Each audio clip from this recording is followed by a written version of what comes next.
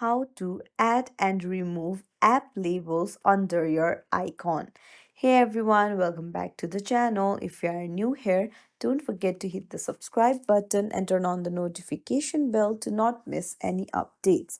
So in this tutorial, I'll show you how you can easily add and remove the app labels on your iPhone. So let's dive right in.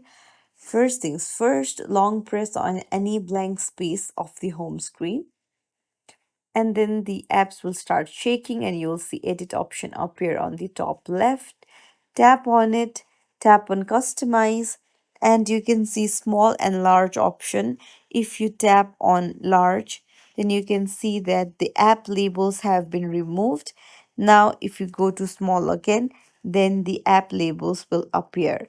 It's as simple as that. If you found this tutorial helpful, don't forget to like and subscribe to our channel for more tips and tricks. Thank you for watching.